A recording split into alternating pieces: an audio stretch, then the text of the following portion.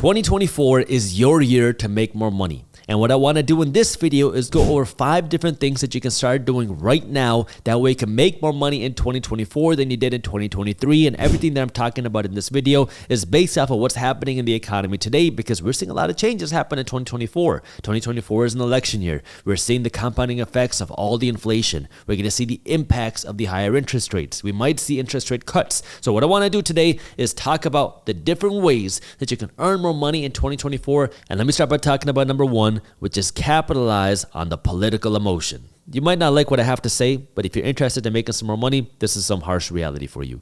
Election years have become more and more polarizing. You've seen people say, if you don't agree with me, just delete me off your Facebook or your Instagram or whatever. This has become the norm. And so naturally, when people are more emotional about something, they're more likely to change the way they spend on that same thing as well. Because when people are emotional, well, they're also likely to open up their wallets. Now, where are people emotional? People are emotional when it comes to politics. People are emotional when it comes to geopolitics. And there's a lot of changes happening in the world, not just with our own elections. You're seeing the war happening in the Middle East. You're seeing things happen out in Ukraine and Russia. So with all these things happen, they create opportunities because people want to, number 1, be in the know, even if they don't really know what they're talking about. People want to feel like they're in the know, and people want to be a part of something. So this creates opportunity for you. What kind of opportunities can it be? Well, this can be a whole range of things. For example, if you are involved in or you're interested and you like talking about and researching what's going on in the political side of things, you can go out and create a political newsletter. You can go out and create political social media pages, a podcast, or even apparel, because people will want to tune in to what's happening in 2024. This is not my space. I'm not a very political person. I don't really follow it that closely. And so that's why everything that I cover is more in the financial space, because that's what I understand. That's my interest. That's my passion. But you see a lot more emotion around the political side of things, especially during election years. And you've been seeing the emotion of these types of things really skyrocket over the last decade. So that creates opportunity for you, because if you can start building an audience or a brand around something that's trendy, people will want to read what you're talking about every single day, because people love keeping up with that stuff. And if you can cater to somebody's emotion, because politics now is becoming more and more emotional, you can keep people hooked and coming back to you, which means you can keep making money day after day after day. The second way that you can make more money in 2024 is to take advantage of where interest rates are. And what I mean by this is our central bank in the United States, the Federal Reserve Bank, has come out and said that they are planning to cut interest rates a few times in 2024. Now, we don't know how many times they're actually going to cut interest rates. We don't know when they're going to cut interest rates. However, even if they cut interest rates a few times in 2024, interest rates would still be relatively high compared to where we were a few years ago.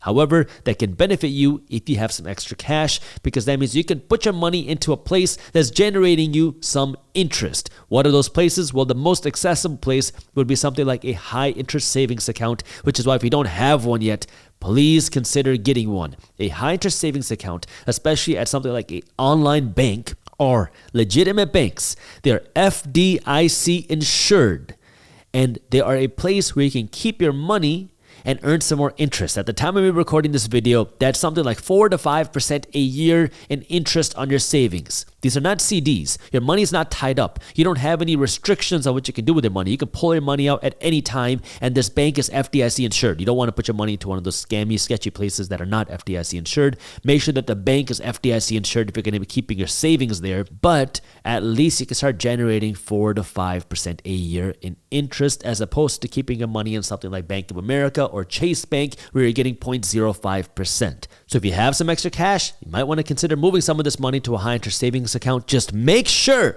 this is your warning and disclaimer, make sure they're a legitimate bank, not a scam. Make sure they're FDIC insured, and understand that if you're putting more money in than what is FDIC insured, then you are taking a risk with that. So just understand the risks. Number 3 is take advantage of investment opportunities. What pretty much every banking institution on Wall Street has talked about is that they are expecting more volatility in 2024.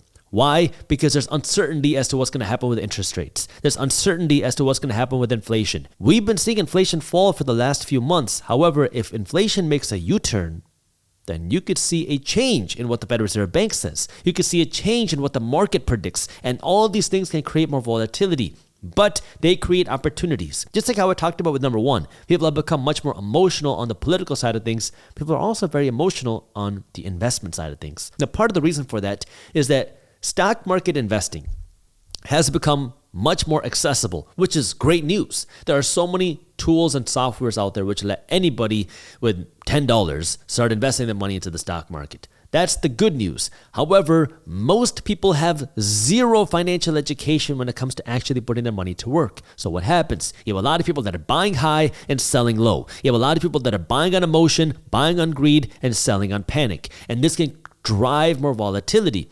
However, if you have a little bit more patience, if you invest a little bit more in your financial education, this creates more opportunities for you, because when everybody's running away, panicking and screaming, you will be able to find the opportunity.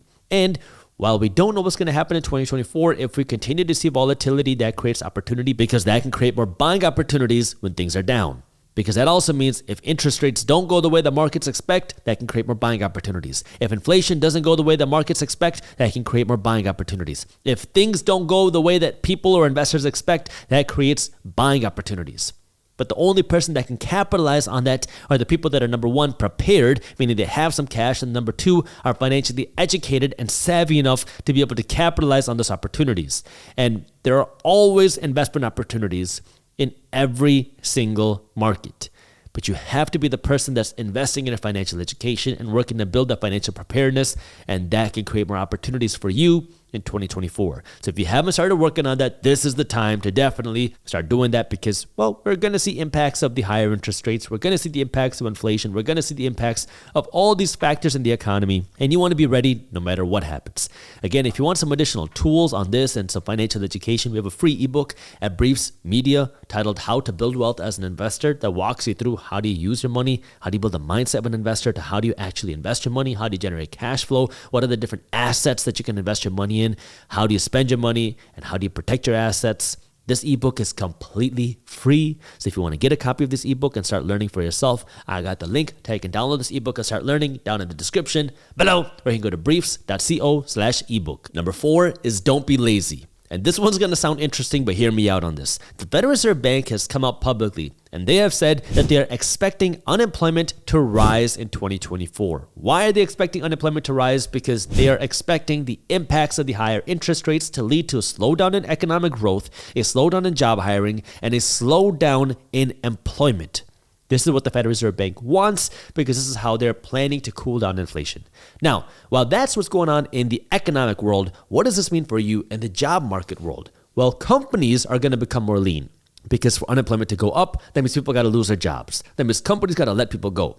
And that's not good news if you are lazy and if you want to do the minimum work. I'm not talking to you. But if you're a hustler and you're willing to go the extra mile, this means you're going to have more leverage, because you're not just going to have more leverage at your company, but you're going to have more leverage at whatever company you want to work at, because companies are now going to become much more picky. We've seen this trend start in 2023, but it's going to continue happening in 2024, where companies are going to want only the best talent. And there's a lot of people out there that are just lazy, that don't want to go the extra mile, that want to work the minimum. And if that's what you want to do, fine, but I'm not speaking to you. For those of you that are hustlers that want to actually put in the work, you are going to have more opportunity to see way more economic growth, because companies have less space and bandwidth for the lazy and the crap. Companies are going to want to be more productive. They're going to want to be more efficient. They're going to want to drive more revenue. And if you can be a go-getter, a person that can provide that value that other people are not willing to do for a company, they're going to want you more. And if they want you more, they're going to be willing to pay you more. And if your company can't offer that, well, you're going to be able to find other companies that will, because companies are going to be much more picky in 2024, because we're starting to see this shift between employee and employer balance. In 2022, the power was in the hand of the employee. You were seeing the great resignation, the quiet quitting, all the things were happening. In 2023, you started to see it kind of balance out a little bit more. But in 2024, expect more power to go into the hand of the employer, which means employers are going to want better talent. And if you can be one of that better talent, you're going to be able to drive better jobs, better income, and a better compensation for you, which means if you're the go-getter, that's more money that can go into your pocket and more opportunities for you, as opposed to the people who are not. And the fifth way that you can make more money in 2024 is by investing in a new stream of income. And the reason why this one is important is because we've been seeing this bigger divide between the rich and the poor. And the thing that creates this divide and that really amplifies this divide is inflation. The reason why is because inflation disproportionately benefits the financially educated and it disproportionately hurts the financially uneducated. Why? Because inflation makes consumption more expensive. Inflation means when you go to the grocery store, you got to pay more money. Inflation means when you got to pay a rent, you got to pay more money. Inflation means when you want to buy a vacation, you got to pay more money. That's what inflation is. But who does inflation benefit? It benefits the asset owners. If you are an investor in the grocery store, you're making money. If you're an investor into rental properties, you're making money. If you're an investor into travel companies, you are making money. So who are the people that are investing into these things? It's the financially educated. And that's why when you see inflation happen, you see more asset prices rise, more money goes into the hands of the financially educated, while everybody else who doesn't own as many assets, who just owns cash and savings and your salary, well, all these things lose value. That's why we've been talking about how the cost of living has been growing faster than people's incomes. This has been happening and that will continue to happen. However, the people that are making the money are the people that own the assets, the investors. That's why it is becoming more and more crucial for you to be a financially educated investor and to create a new stream of income. Now, when I say new stream of income, I don't mean you have to go out and create a second job. I mean you need to start putting your money to work to own assets that will pay you. They can pay you with cash flow or they can pay you with appreciation. That's up to you for how you want to invest. But it is becoming more and more crucial for you to become financially educated because, well, we saw a lot of inflation in 2020. We saw a lot of inflation in 2021. We saw a lot of inflation in 2022. We saw a lot of inflation in 2023.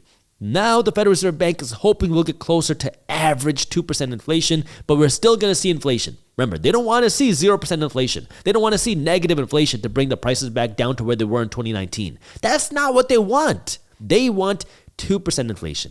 That means the prices of things still rise, just not as fast as they were before. But this new price growth that we're going to see in 2024, the inflation that we're going to see in the future, is on top of what we saw last year. It's on top of what we saw the year before that, and it's on top of what we saw the year before that. So we're going to continue to see the prices of things rise, maybe not as fast as they were before, but people's incomes haven't been able to keep up, and they're not going to be able to keep up, because that's not the way the system is designed. So who benefits is the people who are asset owners. And you have the ability now, through your financial education, to put your money to work. That way you can own the assets. That way you can create a new stream of income through your money, because that's where wealth is built. When you think about wealthy people, how do they build wealth? They built wealth because they built a business. They built wealth because they invested in rental real estate. They built wealth because they invested in stocks. These three things have built more wealth than anything else over the last century. It's not through having a big salary. It's not through paying off your home. Now, having a big salary can help you buy more assets. Having a paid off home can help you have less expenses so you have more money to buy other assets. But the real wealth is built through building a business, investing in stocks, investing in real estate. Once you understand that, that will show you that you need to start using your money differently. And this needs to be the year. If you're not already investing your money, if you're not already having a financial system of putting your money to work, you got to start that now, because this divide is going to continue. Whether we see a recession, whether we see economic growth, it does not matter. This is going to continue. And what you want to be doing is investing your money, whether you see a downturn, whether you see an upturn, and just use downturns as an opportunity to invest more aggressively instead of just waiting for the perfect time to invest, because then you miss out on all the growth when times are good. So if we see economic downturns, if we see a market crash, use it as an opportunity to invest even more, but you want to keep deploying your money. That way you can keep accumulating more and more assets that can keep paying you with an additional stream of income without you having to go to work to get paid. And these dumb fees are making banks not millions, but billions of dollars each and every single year. And the reason why so many people are paying this is because they don't realize that they're spending money that they don't have. And so what you can do now is, number one, control your spending, and number two, check your bank account, and number three, if you do accidentally overspend on your bank account, what I want you to do is